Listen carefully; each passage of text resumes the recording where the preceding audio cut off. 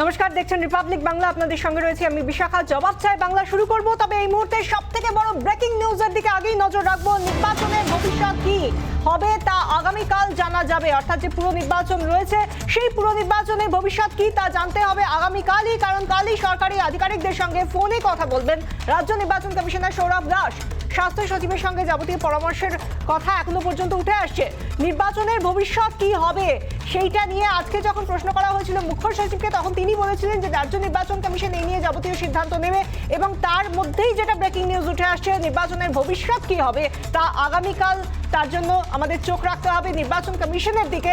অর্থাৎ আগামীকালই সেই নিয়ে কোনো সিদ্ধান্তের কথা জানা যাবে, এমনটাই কথা উঠে আসছে।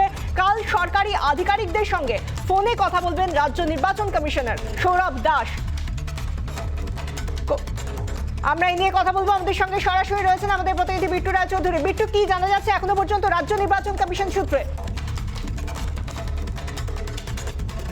দেখো, এই মুহূর্তে আমরা যেটা খবর পাচ্ছি যে রাজ্য নির্বাচন কমিশন যেই আজকে সরকারি বিধিনিষেধ ঘোষণা হয়েছে তারপরে রীতিমতো উঠে পড়ে লেগেছে, এবং কিভাবে নির্বাচন প্রক্রিয়া সম্পন্ন হবে তা নিয়ে জটিলতা বৃদ্ধি পেয়েছে। এই পরিস্থিতিতে দাঁড়িয়ে আগামীকাল রাজ্যের যারা প্রশাসনিক কর্তারা রয়েছেন, বিশেষ করে স্বাস্থ্য সচিব, তাদের সঙ্গে কথা বলবেন, ইভেন ফোনে কথা হবে। তারপরে মূলত জানা যাবে নির্বাচন সংক্রান্ত কি কৌশল গ্রহণ করতে পারে নির্বাচন কমিশন। তুমি জানো যে বিধিনিষেধ এই মুহূর্তে আরোপ করা হয়েছে, তাতে করে সরকারি দলগুলো বা অন্যান্য যে সমস্ত পার্টিগুলো রয়েছে তারা কি করে নির্বাচনের সময় প্রচার প্রক্রিয়া সম্পন্ন করবে, তার পাশাপাশি সাধারণ মানুষ কি করে ভোট প্রক্রিয়া অংশগ্রহণ করবে, সামগ্রিক বিষয়টাই খোঁজ খবর নেবে। সামগ্রিক বিষয়টা নিয়ে যখন একটা প্রশ্ন চিহ্নের মুখে রয়েছে, তার জন্য আগামীকাল পর্যন্ত রাজ্য নির্বাচন কমিশন কি সিদ্ধান্ত নেয় সেদিকে তো নজর থাকবেই। ধন্যবাদ বিট্টু। আমরা কথা বলছিলাম আমাদের প্রতিনিধি বিট্টু রায়চৌধুরীর সঙ্গে। এবার আসছি আমরা যাবতীয় আজকের যে বিধিনিষেধ যার ঘোষণা নবান্ন থেকে হয়েছে, সেই বিধিনিষেধ সংক্রান্ত অনেকগুলো প্রশ্ন উঠে আসে। সেই প্রশ্নের উত্তরই খুঁজবো আজ জবাব চায় বাংলায়। রাজ্যে ফের চালু হলো করোনা বিধিনিষেধ, ফের বহু বিধিনিষেধের বন্ধনে বাধা পড়লাম আমরা। চাইলেই হয়তো এড়ানো যেত এই বন্ধন, খানিকটা যেচে আনা হলো করোনার এই বারবারন্ত। মুখ্যমন্ত্রীর কথায় থার্ড ওয়েভ। রাজ্যে করোনা আবহেই ভিড়ে ঠাসা বাজার, ভোটে মিটিং মিছিল, উৎসবে অনিয়ন্ত্রিত ঘোরাঘুরি। ফল, রাজ্যে ফের করা বিধিনিষেধ। আর এই বন্ধনে ফের বন্ধ হলো স্কুল, কলেজ, ইউনিভার্সিটি। আংশিক যাত্রী নিয়ে চলবে লোকাল ট্রেন এবং মেট্রো রেল, কিন্তু সেটা কতটা সম্ভব, কে তার উপর নজরদারি চালাবে, তাই নিয়েই উঠছে প্রশ্ন। তবে সবচেয়ে বেশি প্রশ্ন উঠছে যে পুরো পরিষেবা যখন এই সমস্ত যখন বন্ধ হবে, যদি এই যে পাঠশালা যদি বন্ধ হয়ে যেতে পারে, তাহলে পানশালা কেন আংশিক খোলা রাখা হলো?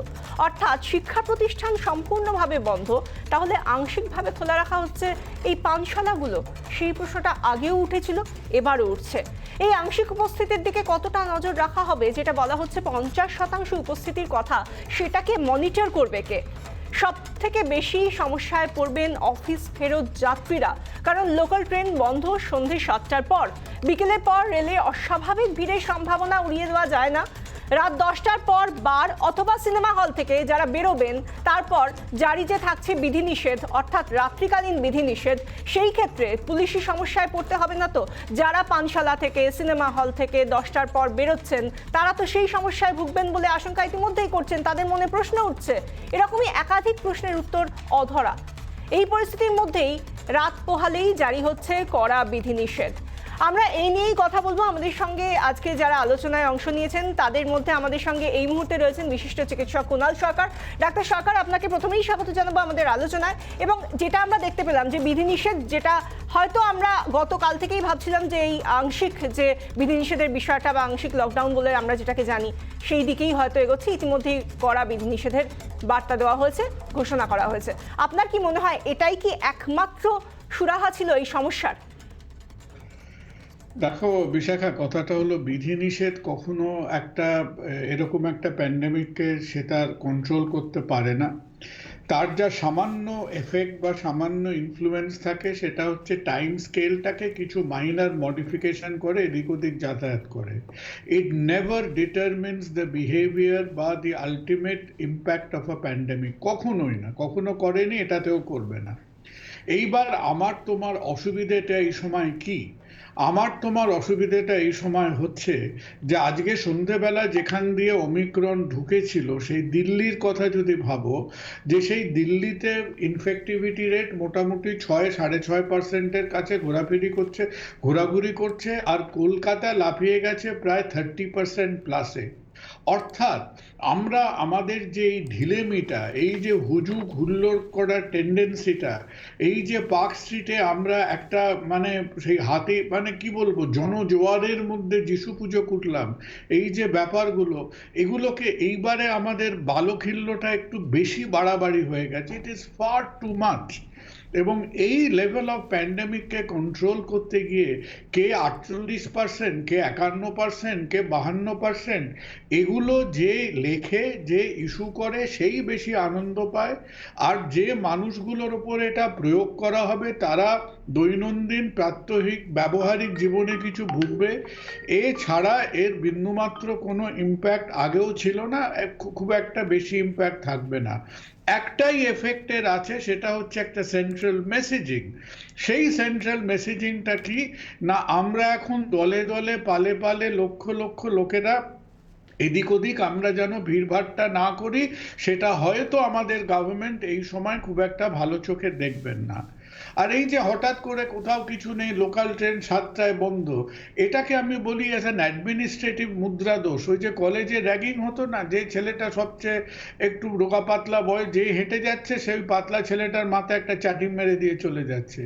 এটা হচ্ছে আমাদের মুদ্রা দোষ, যে কোথাও কিছু নেই যেখানে একটা সস্তার একটা ভগ্নাংশ লোক খালি সরকারি সেক্টরে কাজ করে, বাকি লোকেরা 50% লোক তারা দিন আনে দিন খায়, 50% লোকেদের রোজগার দৈনন্দিন রোজগার থেকে জীবন চলে। আজকে তাদের উপরে এইগুলোকে এই এই যাকে বলে মানে ইররেশনাল নিয়মগুলো না চাপালেই হতো না। But the important thing at this point of time, আমি তুমি কি শুনলাম না, আমি তুমি যে শহরে বসে উনি স্টেটমেন্টটা দিলেন, একটা সিটি উইথ 30% পজিটিভিটি রেট, উনি ইন্ডিকেট করলেন না যে আমার ভবিষ্যৎ আরটিপিসিআর আমি কি করে বাড়াচ্ছি, উনি ইন্ডিকেট করলেন না যে আমি কিভাবে জিনোম সিকোয়েন্সের টেস্টগুলো মিডিয়ার কাছে মানুষের কাছে রাখবো, স্কুল কলেজ বন্ধ হয়ে গেলে কি করে সাব-18 ভ্যাকসিনেশনগুলো কিভাবে হবে, আমরা কি হসপিটালাইজেশনের কোনো প্রাত্যহিক ডেটা দেখতে পারবো। 2.5 বছর হয়ে গেছে। বাই দিস টাইম সাধারণ মানুষ, বোকা ডাক্তার, কৌতূহলী জার্নালিস্ট, প্রত্যেকের চোখটা মনটা 2.5 বছরের মধ্যে খানিকটা তৈরি হয়েছে। We know what to expect. সুতরাং এই কিন্ডারগার্টেন ব্রিফিংগুলো দিয়ে খুব একটা লাভ হবে না। আমাদের একটা প্রাপ্ত বয়স্কদের মতো এই সমস্যার খুঁটিনাটি নিটিগ্রিটিগুলো বুঝতে হবে, and then we have to address it. আর এই সমস্ত ওই 48%, 51%, 6টা 59 মিনিটে কি হবে আর 7টা 1 মিনিটে কি গাড়ি ঘোড়া বন্ধ হবে, এগুলো যারা ইস্যু করে তাদের খানিকটা হয়তো মনে হলো একটা কিছু কাজ করলাম, আর কিছু মানুষ ভুগবে।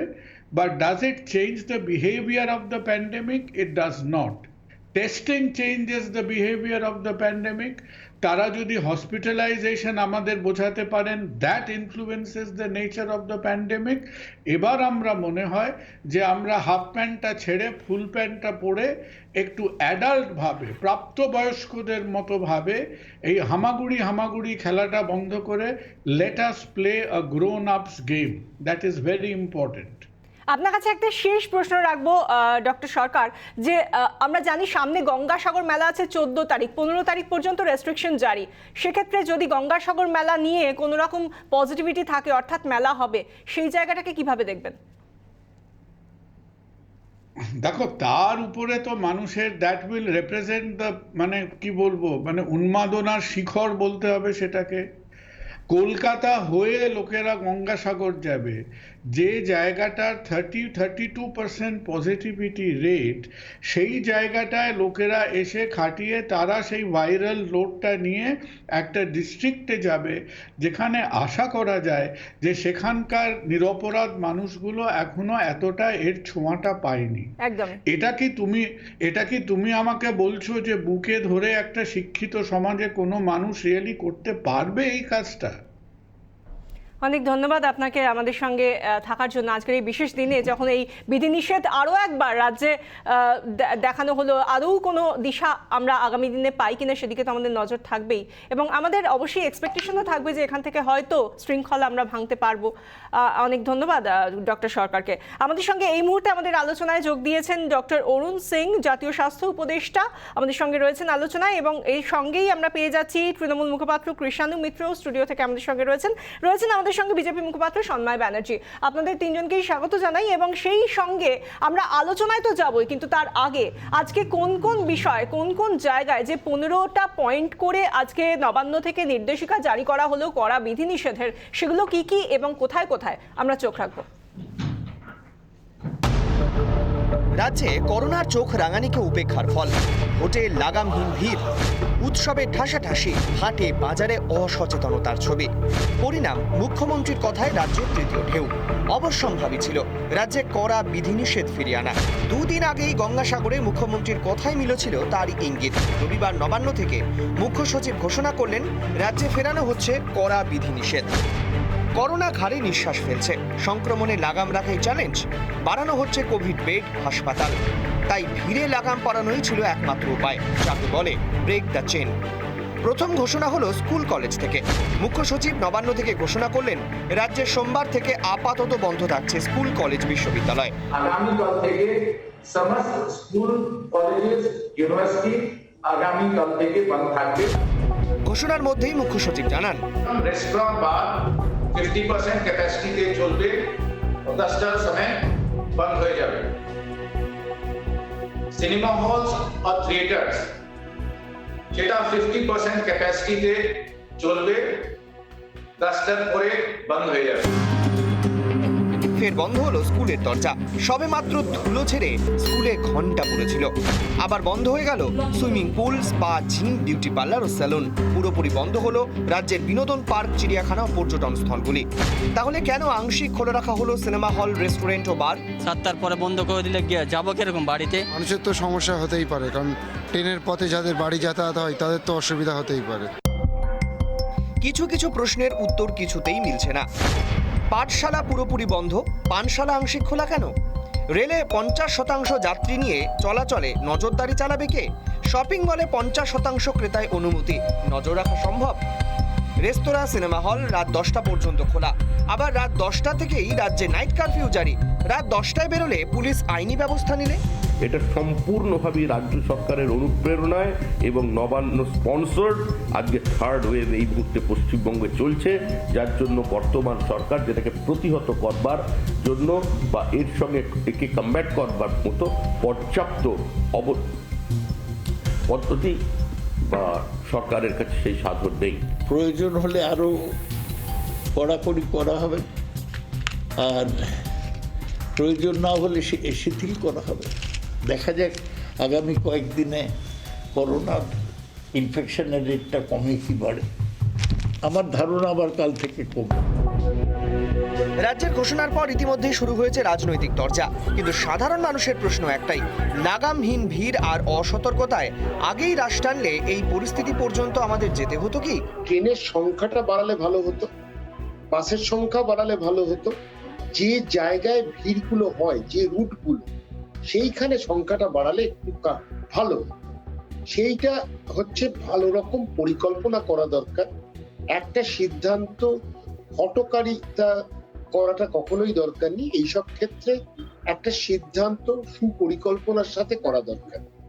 সেই ক্ষেত্রে তাতে মানুষ কিন্তু আক্রান্ত কম হবে। আমি বলছি না হবে না, কম হবে। যে সংখ্যাটা আমরা তো একসময় নামিয়ে এনেছিলাম, এটা তো অস্বীকার করার নেই। অনেকটা তো কৃতকার্য হয়েছিলাম, কিন্তু আবার ফিরে গেলাম এই উদাসীনতার কারণে, আলগা মনোভাবের কারণে। আংশিক হলেও ফের আমরা বিধিনিষেধে বন্দী, ফের আমাদের শিয়রে করোনা। এখন সবটাই আমাদের উপর। রিপাবলিক বাংলা। আমাদের সঙ্গে এই মুহূর্তে চিকিৎসক রয়েছেন, বিশিষ্ট চিকিৎসক জাতীয় স্বাস্থ্য উপদেষ্টা অরুণ সিং, ডক্টর অরুণ সিং আমাদের সঙ্গে রয়েছেন। ডক্টর সিং, আপনার কাছে আসবো এবং বাকিদের সঙ্গেও কথা বলবো। প্রথমে আপনার কাছেই আসি, যেহেতু আমরা দেখতে পাচ্ছি যে আমরা চেন ভাঙার জন্য জানি এই বিধিনিষেধ আরোপ করা হয় ভাইরাসের চেন ভাঙার জন্য, কিন্তু আজকে যখন প্রায় গোষ্ঠী সংক্রমণের বিষয়টা বিশেষজ্ঞরাও বারবার বলছেন, সেই জায়গায় কি আদৌ কোনো রকম সুরাহা এই বিধিনিষেধ?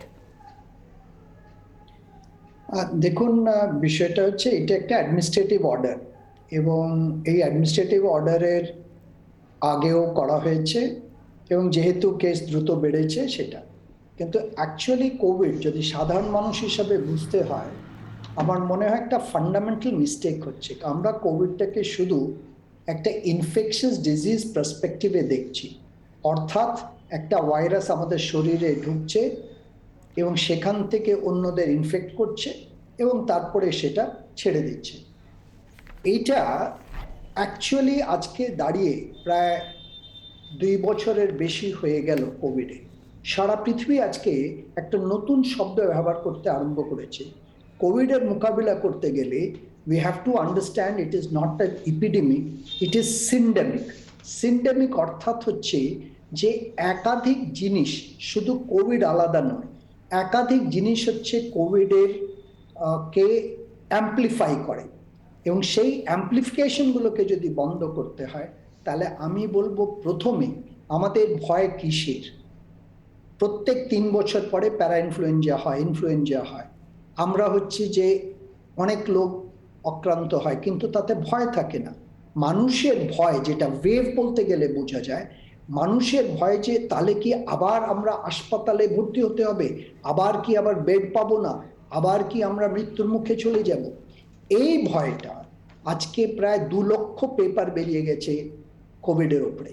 আপনি একটা জিনিস দেখবেন, 3টে ডিজিজ হচ্ছে তারাই কোভিডকে অ্যাম্পলিফাই করে। এই 3টে ডিজিজ যদি কারুর না হয়, মৃত্যু হার এত কম হবে যে তার থেকে অনেক বেশি অন্য ডিজিজ ইম্পর্টেন্ট। একটা হচ্ছে ডায়াবেটিস, একটা হচ্ছে হাইপারটেনশন, আর একটা হচ্ছে ওবেসিটি। ব্লাড সুগার বেশি, এটা হচ্ছে প্রধান কারণ আইসিইউতে ভর্তি হওয়া এবং মৃত্যুর মুখে যাওয়া। তাহলে যখন ওয়েভগুলো, কেসগুলো কম আসছে, আমরা কি সেই অ্যারেঞ্জমেন্ট করছি যে প্রত্যেক মানুষের সচেতনতা বাড়িয়েছি যে তোমরা ব্লাড সুগারটাকে কন্ট্রোল রাখো, ব্লাড প্রেশারটাকে কন্ট্রোল রাখো, ওবেসিটিটাকে কন্ট্রোল রাখো, ডায়েটটাকে? এটাই হচ্ছে সিন্ডেমিক এবং এর সঙ্গে যুক্ত আছে মেন্টাল হেলথ, নন কমিউনিকেবল। এই আজকে দিনে দাঁড়িয়ে যারা টিভি দেখছে, এটা দেখছে, তারা আবার ভয় পাচ্ছে যে এই ওমাইক্রন আসলো, নতুন ভেরিয়েন্ট আসলো, আমরা এবার আবার হাসপাতালের মুখে যাব, এই তো জাস্ট একটু কমলো আবার বাড়লো। আমার মনে হয় দ্য টাইম হ্যাজ কাম যেখানে দাঁড়িয়ে আমাদের দুটো প্রায়োরিটি নিতে হবে।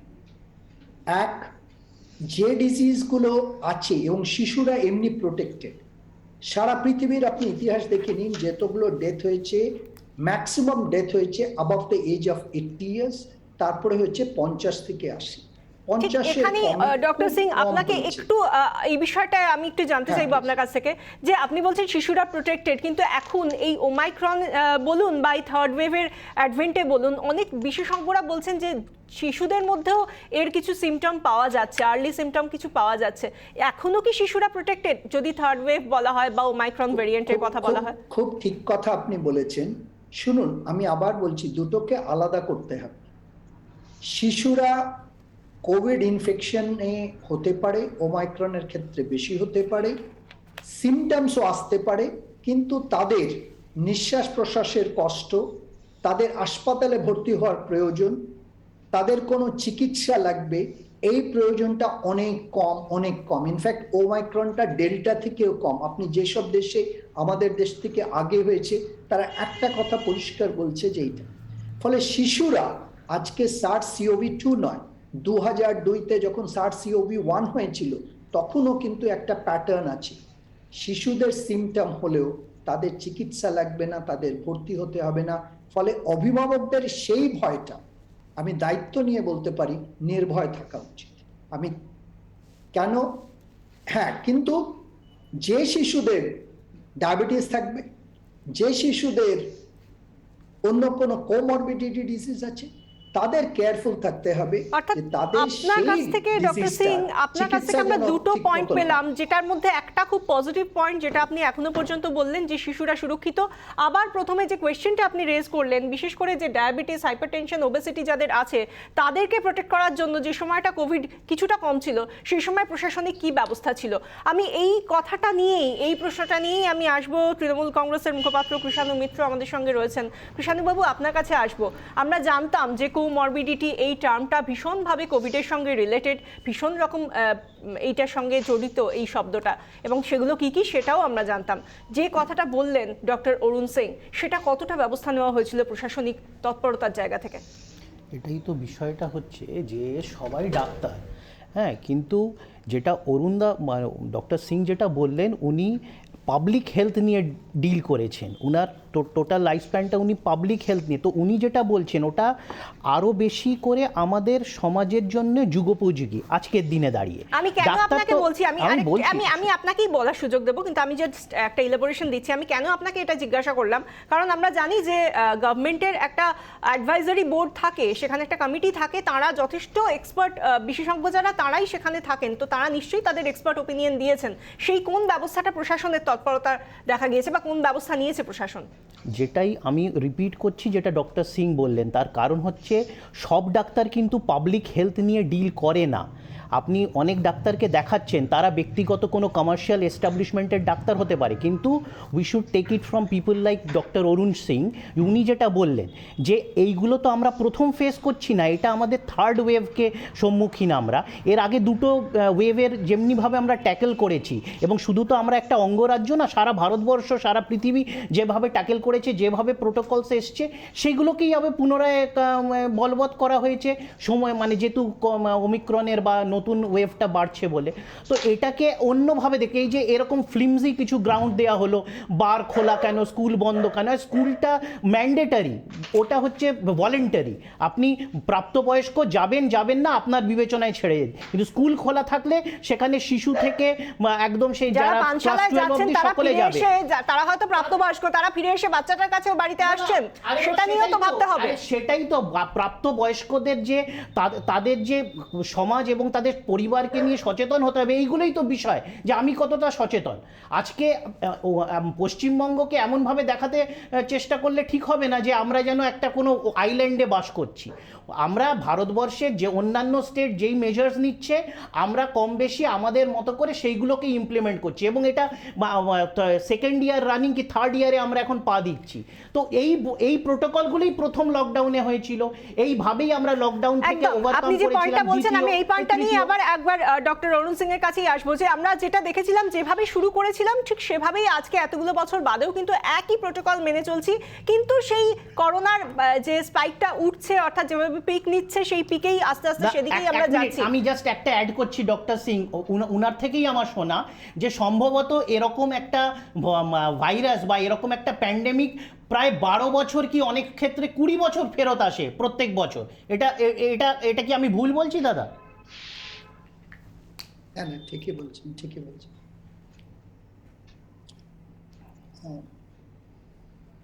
হ্যালো, হ্যাঁ বলুন। না দেখুন, এই কথাটা আমাকে স্বীকার করতেই হয় যে সারা ইন্ডিয়াতে, এবং এটা একদিনে হবে না, সেখানে কিন্তু মানুষ হচ্ছে যে, এই যে আপনি বলছেন যে মানুষ হচ্ছে যে লিকারে যাচ্ছে, এইটাতে যাচ্ছে, তার ডায়েট প্যাটার্ন চেঞ্জ হয়ে গেছে, খাবার দাবার দিক চেঞ্জ হয়ে গেছে। এটা আমি যেটা আপনাকে বলার চেষ্টা করছি, it will not give immediate results, কিন্তু এটা একটা মেসেজ যেন যায় যে আজকে দিনে দাঁড়িয়ে, আজকে আপনার টিভি যারা শুনছে তারা কি পাচ্ছে। আমি একটাই রিকোয়েস্ট করছি,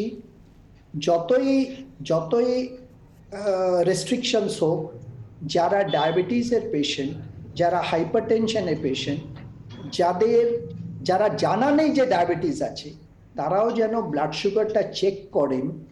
আমি আপনাকে বলছি, 2 লক্ষ পেপারের মধ্যে গবেষণা করে দেখা গেছে, আজকে কোভিডে সারা পৃথিবীতে প্রায় 2 লক্ষ রিসার্চ পেপার, যে কমনেস্ট জিনিস হচ্ছে যে please control your blood sugar and your weight. এই মেসেজটা যেন যাক, এবং মেন্টাল হেলথটাকে যেন ঠিক রাখতে হয়।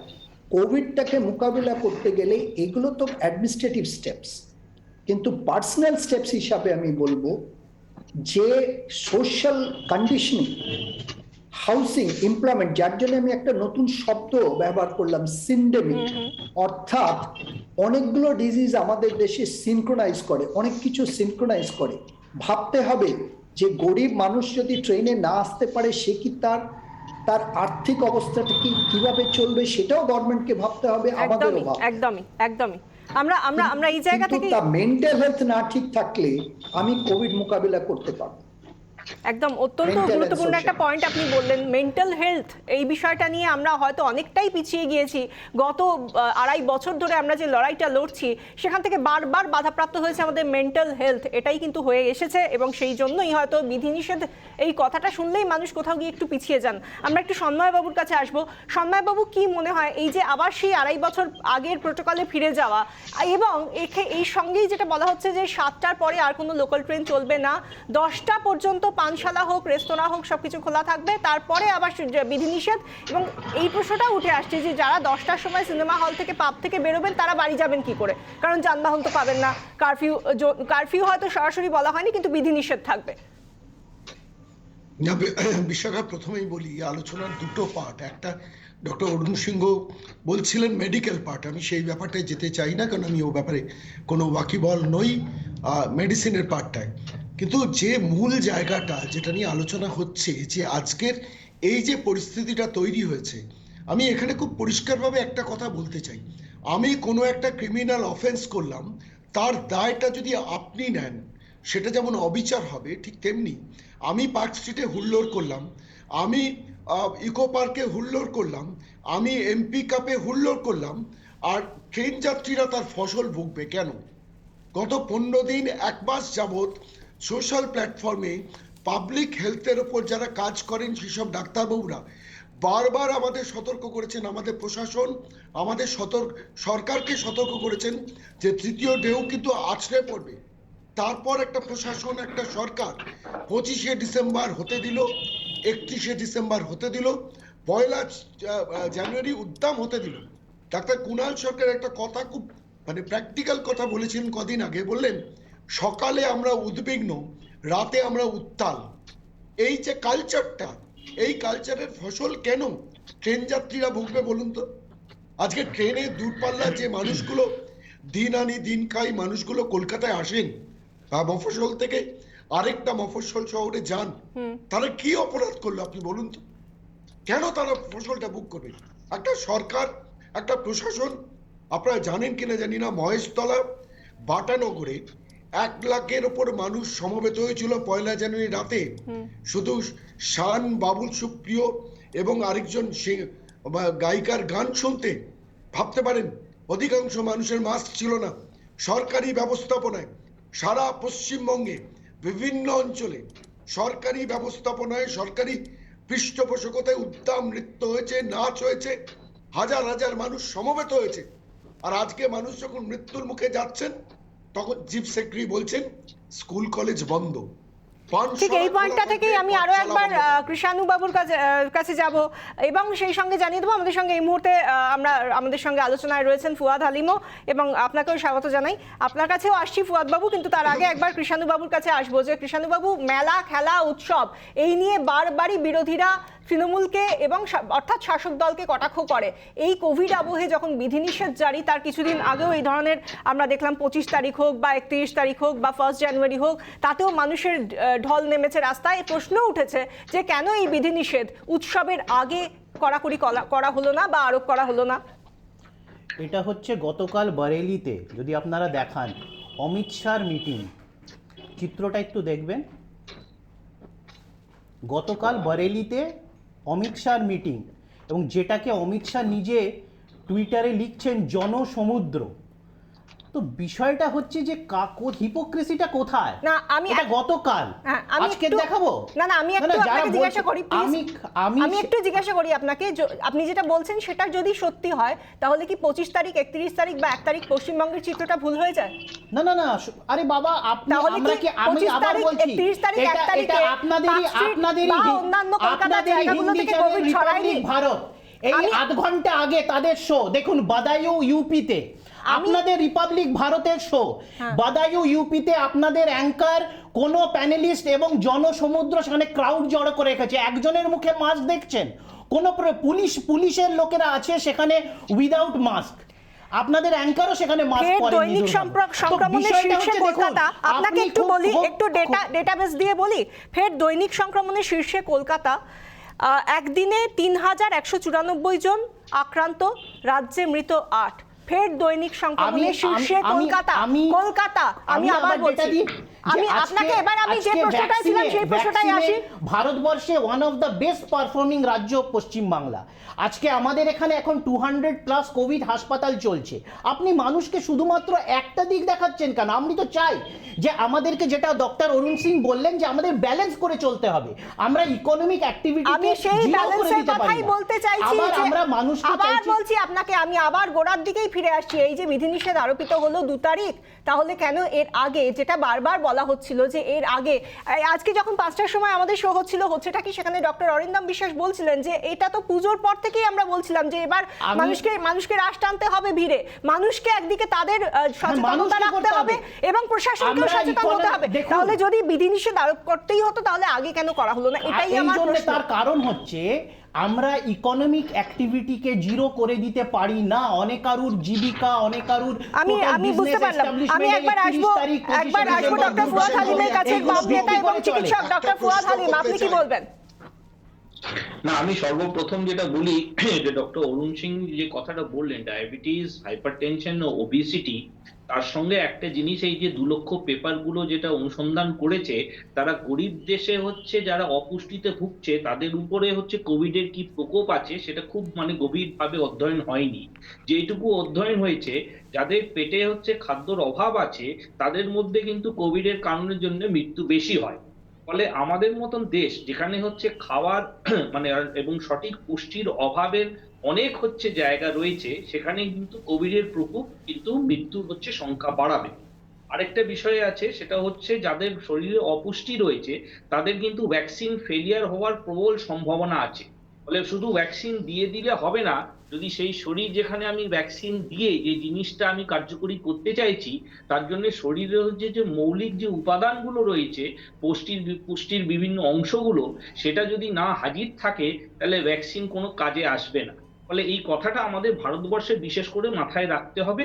পৃথিবীর হচ্ছে 2 লক্ষর বেশি পেপারগুলো হচ্ছে, যেগুলো ধনী দেশগুলো আছে, গণতান্ত্রিক দেশ, আপনার মাথায় রাখতে হবে এই পেপারগুলো সেই সব দেশগুলো থেকে অধিকাংশভাবে এসছে যেখানে কোভিড হচ্ছে সেই সব দেশের রাষ্ট্র ব্যবস্থাকে একেবারে কুপকাত করে দিয়েছে। ইংল্যান্ড পরাস্ত হয়েছে, আমেরিকা পরাস্ত হয়েছে, গোটা ইউরোপ হচ্ছে পরাস্ত হয়েছে কোভিডে, এবং অন্যদিকে যেই দেশগুলো হচ্ছে সঠিকভাবে সবলভাবে কোভিডকে আটকাতে পেরেছে সেই সব দেশের অভিজ্ঞতা কিন্তু আন্তর্জাতিক স্তরে আমরা বেশি আলোচনা করছি না। আমাদের প্রথম জিনিস মাথায় রাখতে হবে যে কেন্দ্রীয় সরকার যেটা করণীয় ছিল এই ওমিক্রন এবং হচ্ছে কোভিডের এই প্রকোপটাকে আটকানোর জন্য, তারা কিন্তু সফলভাবে করেনি। দ্বিতীয় যে পর্যায়ে আছে, আমাদের দেশের মধ্যে বিভিন্ন রাজ্যগুলো ইতিমধ্যে কিন্তু সংখ্যা হিসেবে কোভিড যে বাড়ছে সেটা কিন্তু পশ্চিমবঙ্গ সরকারকে আগাম ইঙ্গিত দিয়ে দিয়েছিল। সেটা জেনেও কিন্তু পশ্চিমবঙ্গ রাজ্য সরকার কিন্তু সঠিক সময় সিদ্ধান্ত নেয়নি। এটা হচ্ছে আপনার এই পয়েন্টটা থেকে আমি আরো একবার ডক্টর অরুণ সিং এর কাছে যাব। ডক্টর সিং, আপনার কাছ থেকে জানতে চাইবো যে এই যে বারবার আগে থেকে বলা হয়েছিল যে এ রাজ্যে সংক্রমণ বাড়ছে এবং গত 3 দিনে আমরা দেখেছিলাম যে পজিটিভিটি যে রেটটা সেটা ট্রিপল হয়ে গিয়েছে, আজকে তার থেকে, গতকাল যদি 26 থেকে থাকে আজকে 34, তাহলে সেই রেটটা সত্যিই ভাববার মতো? না, সেটা তো একবারই দেখুন, যে কোনো ভাইরাল ইনফেকশন যখন পিকিং করে তখন স্প্রেড করে, কিন্তু প্রথমে 2টো জিনিস আমি আবার বলছি। আপনার টিভি চ্যানেলে যারা দেখছে তারা একটা জায়গায় কনফিউজ করে দেয়, কেস বাড়লেই ভয় নেই। লোকে কি ভয় পায় যে আমি এই ভাইরাল ইনফেকশনে হাসপাতালে আমাকে ভর্তি হতে হবে কিনা, হাসপাতালে চিকিৎসা পেতে হবে কিনা, অক্সিজেন নিতে হবে কিনা, এবং তারপরে মৃত্যুর জায়গায় চলে যাব কিনা। প্রথম কথাটা বলি, ডক্টর হালিম হচ্ছেন যে জানা উচিত যে ওয়েস্ট বেঙ্গল হচ্ছে এবং India is the diabetic capital of the world, এবং যেখানে অপুষ্টি থাকে সেখানেই ডায়াবেটিস থাকে। এটা একটা আলাদা, এটা famine and hypertension and diabetes they go together. ফলে ইন্ডিয়ার প্রবলেমটা হচ্ছে যে, এবং এমনকি আমাদের দেশেও যে ডেথগুলো রয়েছে, ইট ইজ ভেরি ইম্পর্টেন্ট। কিন্তু একই সঙ্গে আমি ওনার সঙ্গে অ্যাগ্রি করে বলছি যে যদি সমস্যাটার সত্যি সমাধান আপনি চান, তাহলে ইনফেকশাস ডিজিজ অ্যাপ্রোচে আপনি পাবেন না। অর্থাৎ আপনি মানুষকে ঘরবন্দি করে দিলেন, আপনি হচ্ছেন যে বেরোতে দেবেন না, সমস্ত কিছু, this could B A temporary measure. কিন্তু পার্মানেন্ট মেজার, সেটা আমি বারে বারে বলছি, ইট অলসো ডিপেন্ডস আপন, যার জন্য এই ওয়ার্ড হচ্ছে syndemic. I think this word, Greek word, should be understood, যে আমার সোশ্যাল কন্ডিশন, আমার মেন্টাল কন্ডিশন, আমার এনভায়রনমেন্টাল কন্ডিশন, এটা কিন্তু কোভিডকে, ইনফেকশনটাকে অ্যাম্পলিফাই করে। যদি অ্যাম্পলিফিকেশনটা বন্ধ করতে হয়, তাহলে যে মলসগুলোতে সেন্ট্রালাইজড এসি আছে, সেটা ফাস্টার ইনফেকশনটাকে স্প্রেড করে। SARS-CoV-1-এও ইনফেকশন ম্যাক্সিমাম প্লেনে হয়েছে, এয়ার কন্ডিশন ট্রেনে হয়েছে। আপনি আজকের দিনেও আমাদের স্ট্যাটিস্টিক্স নিন, যে যারা খোলা আকাশের তলায় মুভমেন্ট করেছে, সেখানে কিন্তু কম হয়েছে, ঘরবন্দি করে, জানলা বন্ধ করে, এসি চালিয়ে। এবং আমার সবথেকে বড় ভয় যে এই যে 2 বছরের মধ্যে প্রত্যেক কটা বাচ্চার আপনি দেখুন, চোখ দেখুন আর ওজন দেখুন, ওজন বেড়েছে, চোখের দৃষ্টি কমেছে। এইটার মূল্য তো কাউকে দিতে হবে। আরেকটা বিষয় নিয়ে আমাদের খুব আশঙ্কার জায়গা থেকেই যায়, আমাদের যে হিস্ট্রিটা রয়েছে বা যে আগের যে প্রেসিডেন্টস গুলো রয়েছে, সেগুলো দেখলে কথা ভাববো না। ডক্টর সিং, আপনার কাছে এবং ডক্টর ফুয়াদ হালিমের কাছে আমি একটা প্রশ্ন রাখবো, আমাদের সময় যেহেতু একেবারে শেষের পথে। আমরা দেখেছি যে অনেককে আক্রান্ত হতে হয়েছে এবং তাদেরকে আমরা হারিয়েওছি, বিশেষ করে যারা যারা চিকিৎসা পরিষেবা দেন, সেই সমস্ত চিকিৎসকরা বা যারা চিকিৎসার সঙ্গে জড়িয়ে রয়েছেন, সেই সমস্ত মানুষেরা, তাদেরকে আমরা হারিয়েওছি এর আগে, দ্বিতীয় ঢেউ পর্যন্ত। সেই জায়গা থেকে আবার তারা যখন এই হসপিটালে এত মানুষ যাতায়াত করছেন, এত পেশেন্টস আসছেন বা আসতে পারেন আগামী দিনে, আশঙ্কা থেকেই যাচ্ছে, তো তাদের জন্য তো একটা খুব কঠিন সময় আসছে। আপনারা দুজনেই স্বাস্থ্যকর্মী, আপনাদের কাছেই এই প্রশ্নটা রাখলাম। প্রথমে ডাক্তার অরুণ সিং এর কাছেই আসবো। আমি কেন্দ্রর কাছে এবং স্টেটের কাছে একটা রিকোয়েস্ট করব, যে কোভিড একটা ডিজিজ নয়, কোভিডকে আলাদা করে দেখাটা উচিত হবে না। কোভিডের সঙ্গে অন্য অন্য রোগের সঙ্গে মানুষের শরীরে কিউমুলেটিভ এফেক্ট আসে। অর্থাৎ আমি বলবো একই সঙ্গে যে আগের ভুলটা হয়েছে, যে কোভিড হাসপাতাল খোলা থাকবে, নন কোভিড অ্যাক্টিভিটিস বন্ধ হয়ে যাবে হাসপাতালে, এটা যেন না হয়। 2 নম্বর, আরও বেশি করে মানুষের মধ্যে পেরিফেরাল হেলথ সেন্টার্সগুলো খুলতে হবে, যা এবং ডাক্তারদের সংখ্যা বাড়াতে হবে, এক্সপেন্ডিচার অন হেলথ বাড়াতে হবে, প্যারামেডিক্স বাড়াতে হবে। This is required. আজকে আপনি কোভিড নিয়ে আলোচনা করছেন, কালকে H1N1 নিয়ে আলোচনা করবেন। অর্থাৎ আমি আবার বলছি, কোভিড আমাদের দেখিয়েছে যে পার 1 লাখ পপুলেশন আমার কত নার্সিং স্টাফ থাকা উচিত।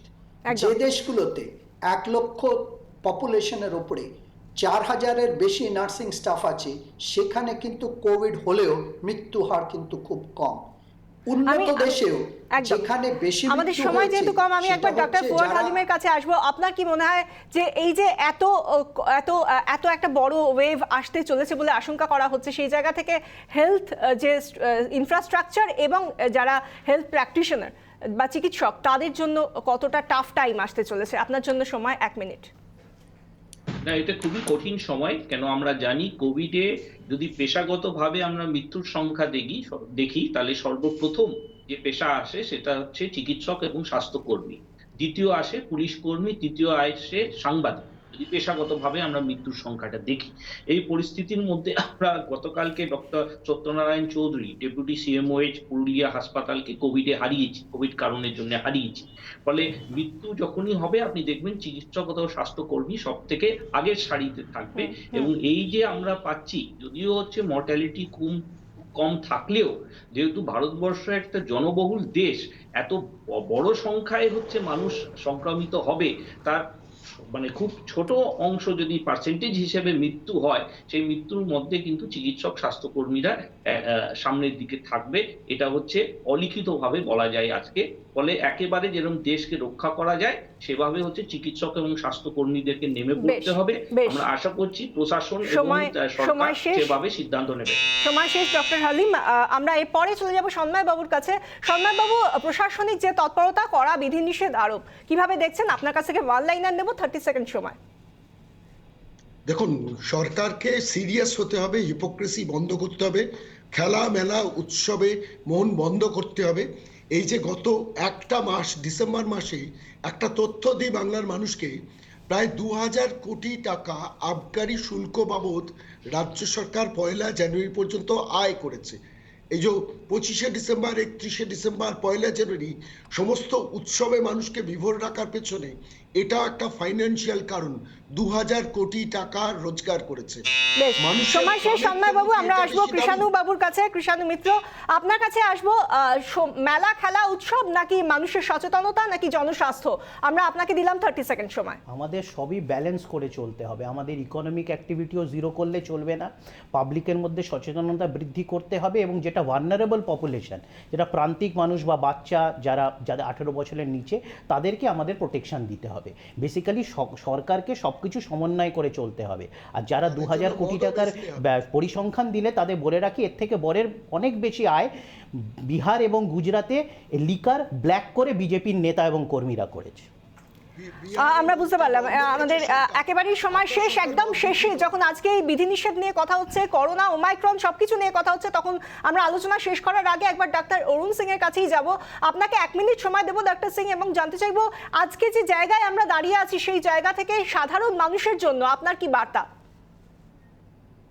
আমি প্রথমেই বলবো যে আপনারা আপনাদের ব্লাড প্রেশার, ব্লাড সুগার, আপনি ডাক্তার হন, সাধারণ কর্মী হন, ব্লাড প্রেশার, ব্লাড সুগার আর আমাদের হাইজিন যেটাকে আমরা বলি, সেটাকে ইমপ্রুভ করুন। জানলা দরজা খোলা রাখুন। মেন্টাল হেলথটা ভয় পাবেন না।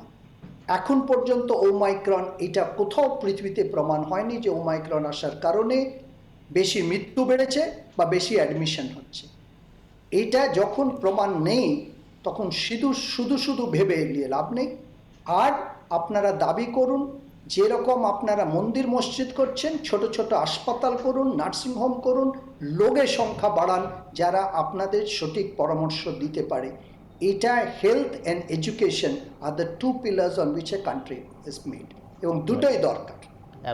অনেক অনেক ধন্যবাদ ডক্টর সিং, এবং আমাদের অন্যান্য প্যানেলিস্টদেরও অনেক অনেক ধন্যবাদ আমাদের সঙ্গে থাকার জন্য। আমাদের সঙ্গে ছিলেন ডক্টর কুনাল সরকার, ডক্টর অরুণ সিং, আমাদের সঙ্গে ছিলেন বিজেপি মুখপাত্র সন্ময় ব্যানার্জি, কৃষাণু মিত্র তৃণমূল মুখপাত্র, এবং ডক্টর ফুয়াদ হালিম আমাদের সঙ্গে ছিলেন। আপনাদের প্রত্যেককে অনেক অনেক ধন্যবাদ।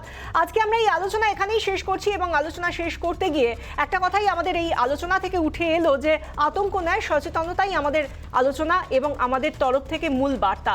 এই বার্তাকে সঙ্গে রেখেই আমরা আজকের আলোচনা শেষ করছি। এরপর থাকছে আমাদের ব্রেকিং নিউজ সেগমেন্ট। একটু বিরতির পর ফিরে আসছি, সঙ্গে থাকুন।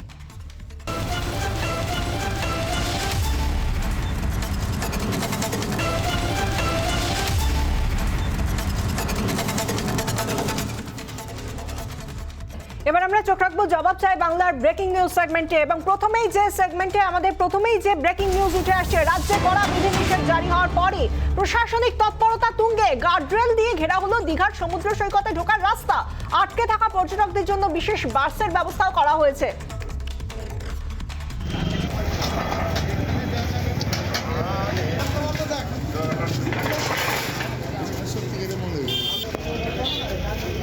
আটকে থাকা পর্যটকদের জন্য বিশেষ বাসের ব্যবস্থা করা হয়েছে। কি বলা হচ্ছে, পর্যটকরা যারা এই মুহূর্তে দীঘায় রয়েছেন তারা কি বলছেন, শুনবো।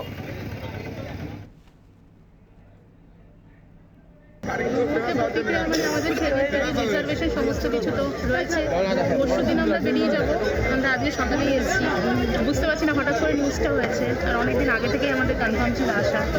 না, রাতে তো এই মুহূর্তে তো হচ্ছে না। দেখি কালকে যদি আসতে না পারি তাহলে হোটেল বন্দিও থাকতে হবে। ঘোরার সমস্ত কোনো প্ল্যান পুরো ক্যান্সেল। ভীষণ চিন্তার ভিতরে আছি। এখন এসে গেছি, সমস্যার সম্মুখীন তো হতেই হবে। এখন তো যাই হোক কিছু করে বাড়ি তো ফিরতেই হবে। আমরা সরাসরি কথা বলবো। আমাদের সঙ্গে রয়েছেন আমাদের প্রতিনিধি বিষ্ণুব্রত। ঠিক কি বলা হয়েছে প্রশাসনিক স্তরে?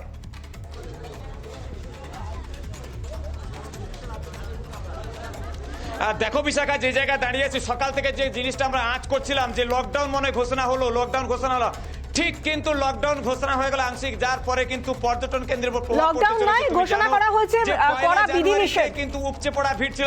এই মুহূর্তে তোমাকে দেখানোর চেষ্টা করবো গার্ডওয়াল দিয়ে গোটা এলাকা কিন্তু একদম যেটা বলা হয়েছে পর্যটকের পক্ষ থেকে বিচে বরাবর আসতে দেওয়া যাবে না, তার জন্য পুলিশ প্রশাসনের পক্ষ থেকে কিন্তু গার্ডওয়াল লাগিয়ে দেওয়া হয়েছে। পর্যটকদের কিন্তু রাত্রে বাড়ার সাথে সাথে কিন্তু তাদেরকে বলা হয়েছে বিচ ছেড়ে দিতে হবে, এবং সেই সঙ্গে যে সমস্ত বাসের ব্যবস্থাও রাত্রে করা হচ্ছে যাতে করে পর্যটকরা কিন্তু রাত্রের মধ্যে যেন বাড়ি চলে যান। আমি কয়েকজন পর্যটককে এখন দেখা করে নেবো। আপনারা কি আজকে বাড়ি ফিরে যাচ্ছেন না থাকবেন? আমি এখানকার দোকানদার। কি বলছেন এই মুহূর্তে তো লকডাউন ঘোষণা হয়েছে, পর্যটক এই পর্যটক আছেন, দাদা একটু এগিয়ে আসবেন। আপনি কি এখানকার পর্যটক? এই তো লকডাউন ঘোষণা হলো, বিচে আসতে দেওয়া হবে না, গাড়োয়াল লেগে গেল, এই মুহূর্তে কি করবেন? হ্যাঁ, আমরা চলে যাবো কালকে। না, রাত্রের মধ্যে ছেড়ে দিতে বলা হচ্ছে, বিচে থাকা যাবে না এবং রাত্রের মধ্যে বাড়ি ফিরে যেতে হবে। সেটাই চেষ্টা করছি রাত্রের মধ্যে যাওয়ার।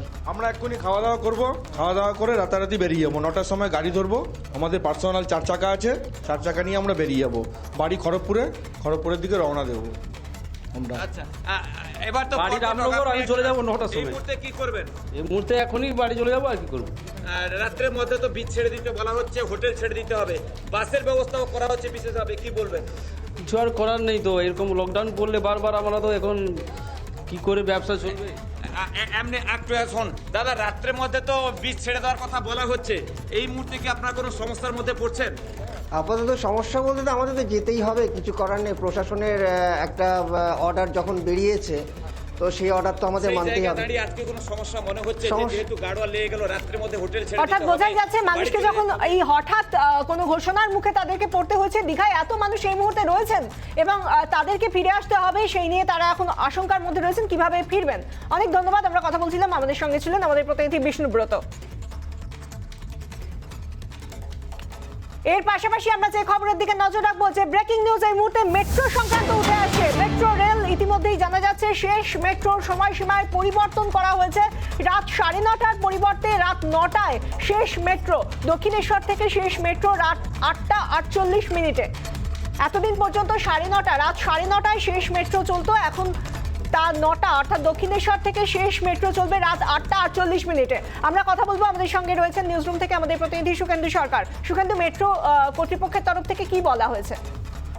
দেখো বিশাখা, যে বিষয়টা জানি যে আমরা আজকেই নবান্ন থেকে যে কড়া বিধিনিষেধের কথা ঘোষণা করা হয়েছে, সেখানে অত্যন্ত গুরুত্বপূর্ণ যে বিষয় যে রাত 10টার পর বিধিনিষেধে কড়াকড়ি, সেটা যান চলাচল হোক বা যেটাকে অন্যভাবে বলা যেতে পারে যে নাইট কারফিউর কথা বলা হচ্ছে। অর্থাৎ রাত 10টায় যদি বিধিনিষেধ অর্থাৎ কড়াকড়ি সেটা চালু হয়, সেক্ষেত্রে শেষ মেট্রো এতদিন ছিল দক্ষিণেশ্বর বা কবি সুভাষ থেকে রাত 9:30। সেই রাত 9:30টার পরিবর্তে মেট্রো কর্তৃপক্ষ এই বিষয়টা মাথায় রেখে, যেহেতু রাত 10টা থেকে কড়াকড়িটা চালু হবে, তাই শেষ মেট্রো কবি সুভাষ এবং দমদম থেকে 9:30টার পরিবর্তে রাত 9টা। অন্যদিকে দক্ষিণেশ্বর, যেটা রাত 9:18 শেষ মেট্রো ছাড়তো, সেই শেষ মেট্রো রাত 9:18 পরিবর্তে 8:48 শুরু হবে।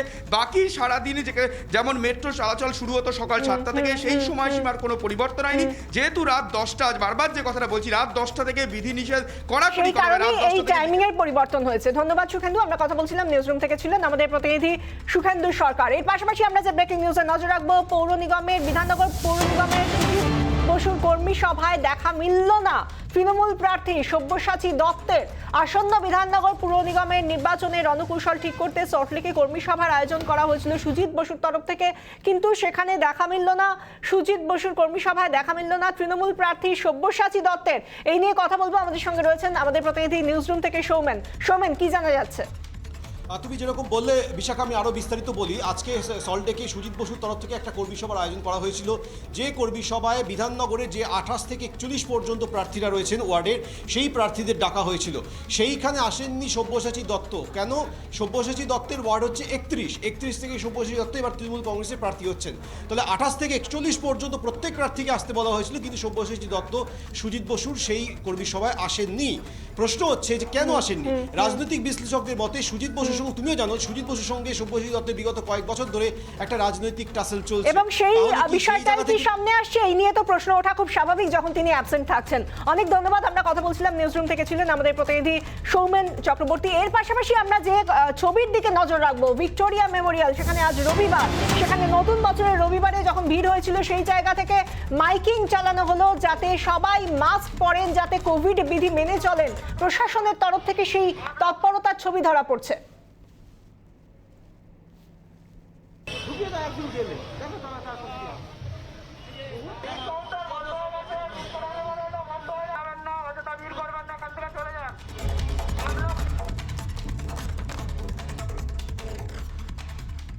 জবাব চাই বাংলা এখানেই শেষ করছি আজকের আলোচনা এবং ব্রেকিং নিউজ সেগমেন্ট। এর পরবর্তী খবরের জন্য অবশ্যই আপনাকে নজর রাখতে হবে 294 এর দিকে, দেশের 1 নম্বর হিট নিউজ শো। আমরা ফিরে আসছি একটা বিরতির পর এবং অবশ্যই 294 নিয়ে। সঙ্গে রাখুন রিপাবলিক বাংলা।